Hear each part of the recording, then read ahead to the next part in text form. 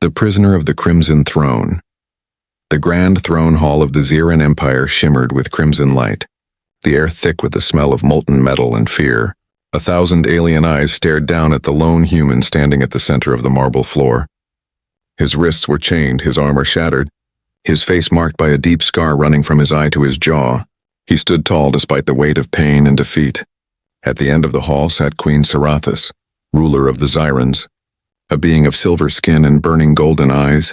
Her voice echoed through the chamber, soft but deadly. "So this is the last human soldier," she said, her tone filled with cold amusement. "The one who refused to surrender." The crowd of alien nobles hissed and laughed, calling him primitive, fragile, doomed. But Elias Ward didn't look away. He met the Queen's gaze, silent and steady. The hall grew quieter with each passing second. Something in his calm unnerved even the fiercest of her guards. Finally, the Queen rose from her throne, her towering figure wrapped in a robe that shimmered like liquid fire. She stepped down toward him, her clawed feet clicking against the metal floor. "You survived the burning of Epsilon Prime," she said, circling him slowly. "No human should have lived through that." Elias finally spoke, his voice deep and rough. "You destroyed everything we had, but you didn't destroy what we are." The words hung in the air like a challenge. The Queen's eyes narrowed, curious rather than angry. "Your kind is stubborn," she said, "even when you lose. You act as if you've won." Elias lifted his head. "Maybe because we know what it means to fight for something worth dying for." His answer drew murmurs across the court. The guards shifted uneasily, uncertain whether to punish his defiance or admire it. The Queen stopped in front of him, inches from his face. Her golden eyes glowed brighter as she studied the scar that cut across his cheek. "This mark," she whispered. "It was from the firestorm, wasn't it?" He didn't answer, but his silence told her everything. She turned away, waving her hand dismissively. "Take him to the lower labs, study him," she ordered. "I want to know how a creature like this still breathes." As the guards dragged him away, Elias's voice echoed behind them. "You can test my blood, cut my skin, but you'll never understand what keeps us alive."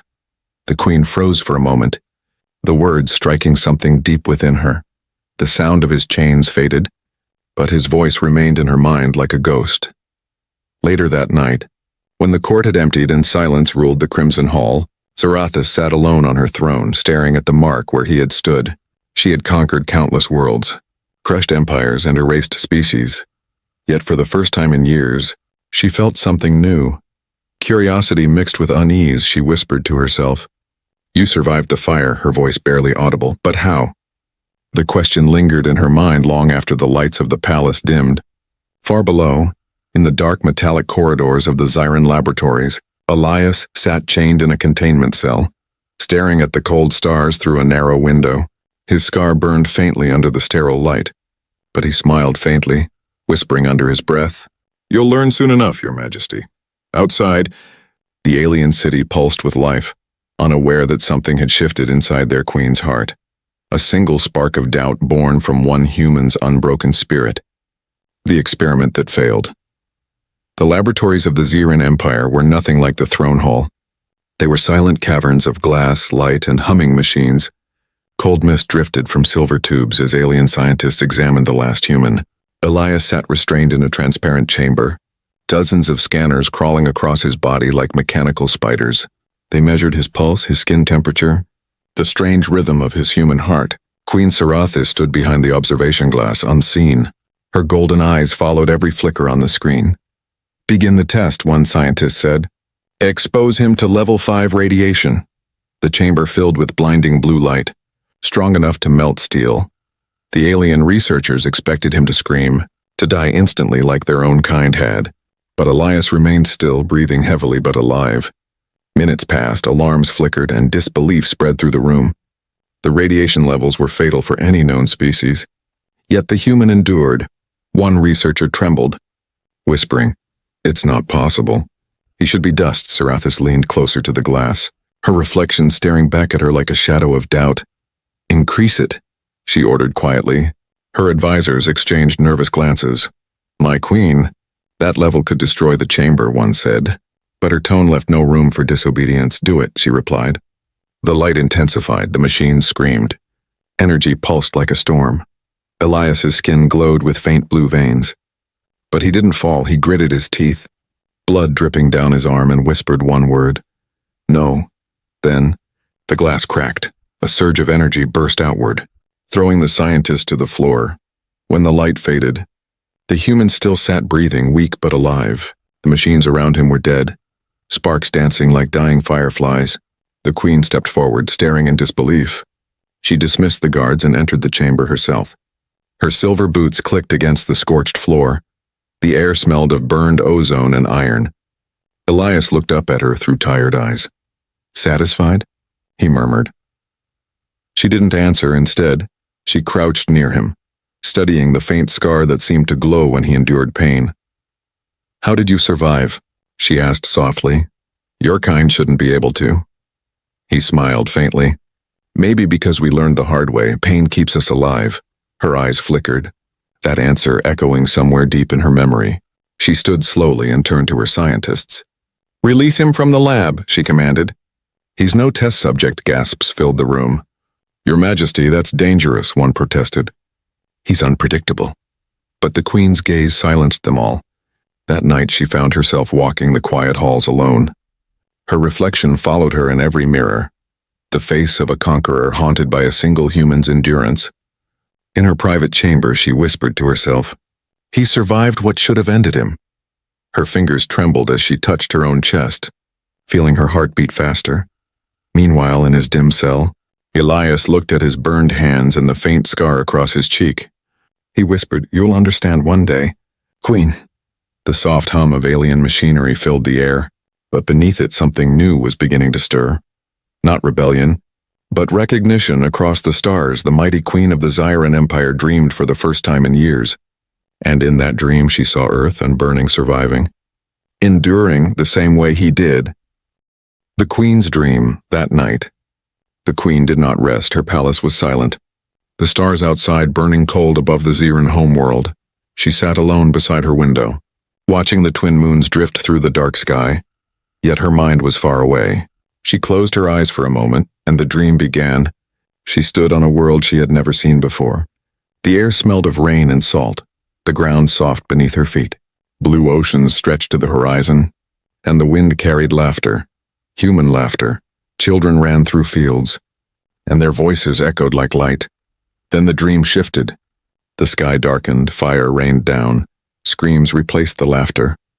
The ocean boiled, cities turned to ash. She saw a young human standing amidst the chaos, Elias, clutching a burning flag, his face scarred, his eyes filled with defiance. He looked directly at her as if he could see her through the dream, and whispered, we still live.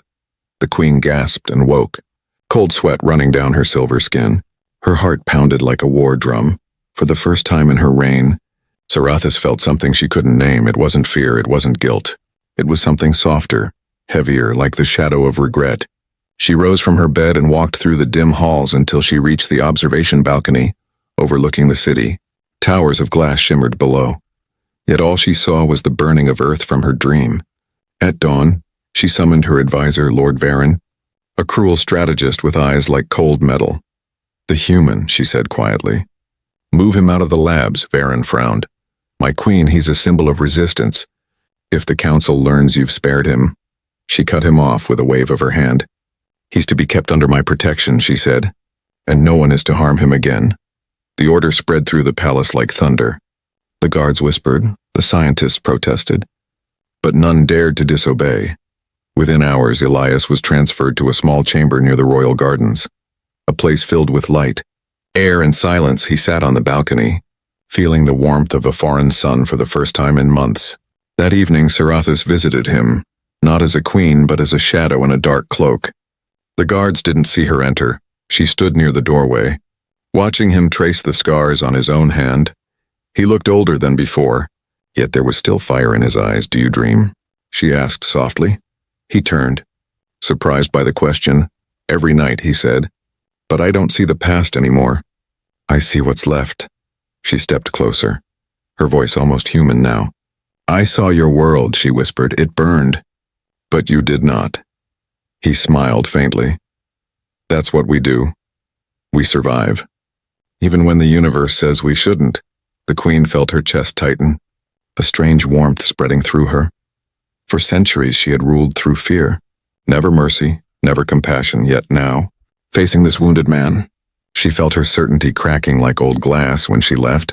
Her reflection in the polished metal wall didn't look like a conqueror anymore.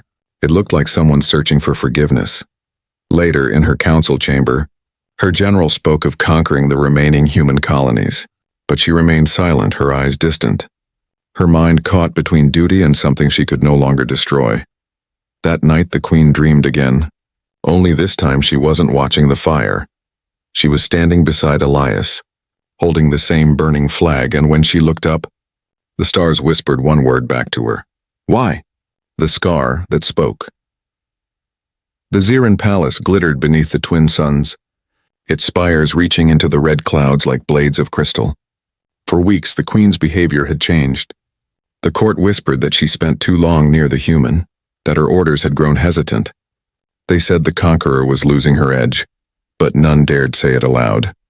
Elias had begun working in the royal gardens.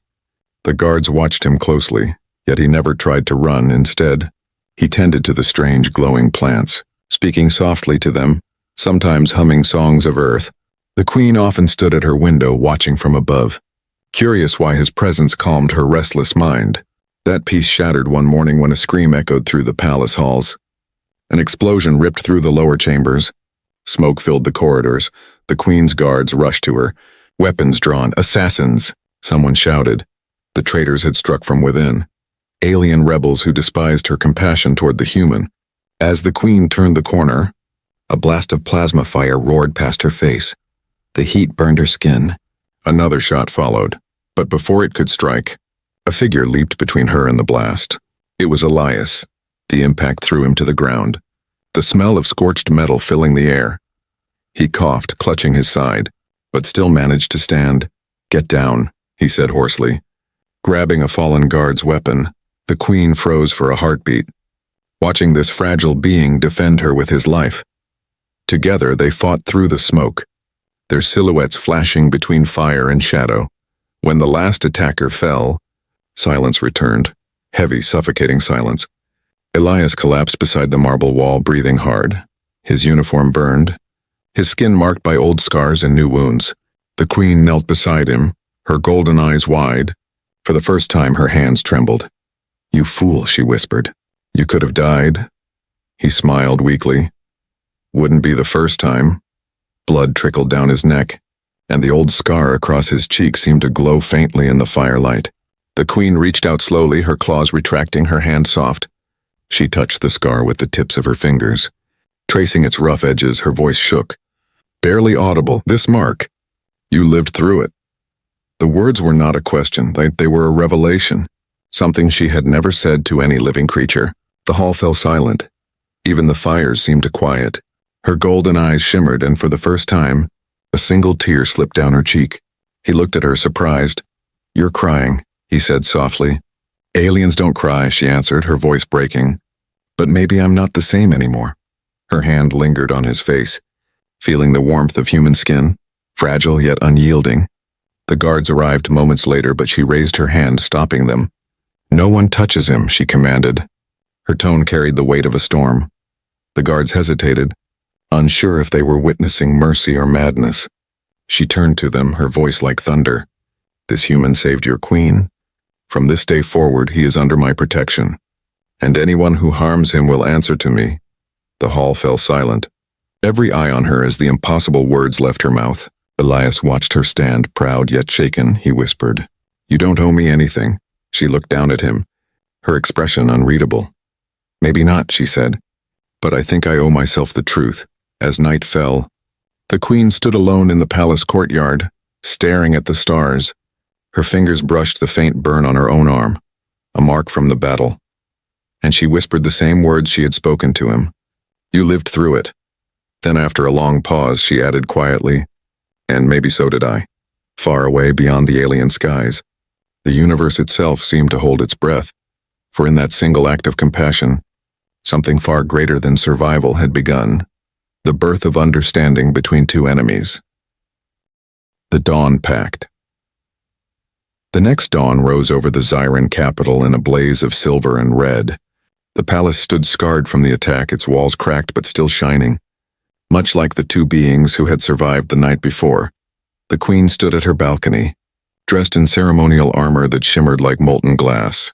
Her reflection in the mirror no longer looked like the ruthless conqueror the galaxy feared. It looked like someone ready to begin again. Elias stood nearby, still weak from his wounds, a band of white cloth wrapped around his arm. His eyes followed the sunrise, and for a brief moment, he could almost imagine it was Earth's sky. The queen stepped beside him, her gaze soft but steady. "The council will not forgive me," she said quietly. "They will call me traitor." Elias smiled faintly. "Maybe. But someone has to be the first to stop hating." She turned to him, her golden eyes glowing in the morning light. "You humans are strange," she whispered. "You lose everything, yet you keep believing." He chuckled. "That's our curse and our strength." By noon, the great hall was filled with alien leaders from every corner of the galaxy. They gathered to judge their queen for her defiance. The air pulsed with tension, murmurs rippling like thunder through the chamber. When Sarathis entered, silence followed. She carried no weapon, only the ancient seal of her crown. Lord Varen stood before the council, his voice sharp as a blade. "She sheltered the enemy, defied tradition, and endangered our empire," he declared. "She has fallen under the spell of a human." Gasps filled the room. But the queen raised her hand, and the hall fell silent again. "Enough," she said, her voice echoing like the roar of a star. "You call him the enemy, but he showed me what we forgot, mercy." Her words hung in the air, heavy and defiant. "You call him weak, but he shielded me with his body. When none of you would have moved," the council shouted in outrage, "he is nothing." One elder barked, "He is human." The queen stepped forward, her golden gaze burning through the crowd. "Yes," she said, "he is human. And that means he survived everything the universe threw at him." Even us, Elias, standing at the edge of the chamber, felt a chill run through him. For the first time, he saw not a queen, but a voice of something greater. A bridge between two worlds. Then she raised her crown, placing it upon the stone table. "From this day forth," she declared, "the Ziran Empire will end its war with Earth. We will rebuild, not as conquerors, but as witnesses to what strength truly means." The hall erupted in chaos. Some shouted, others knelt. History was being rewritten in that very breath. Later, when the chambers emptied and the stars lit the sky once more, the queen found Elias standing on the balcony. "They will come for you," he said softly. "They won't forget this." She nodded slowly. "Let them come," she replied. "They cannot kill what has already changed." He looked out at the stars, his scar faintly glowing in the light of the twin moons. "So this is peace?" He asked. "No," she said quietly. "This is only the beginning." For a long time, they stood there in silence. The conqueror and the survivor, two souls bound by a moment of impossible understanding. Then she reached out, her hand brushing the scar on his face one last time. "You lived through it," she whispered, "and because of that, so did I." The wind carried her words into the night, across the stars, beyond empires and wars, where stories of survival and compassion never die. Far beyond, in the cold corners of the galaxy, new worlds would one day whisper of the time when an alien queen touched a human scar, and the universe itself changed.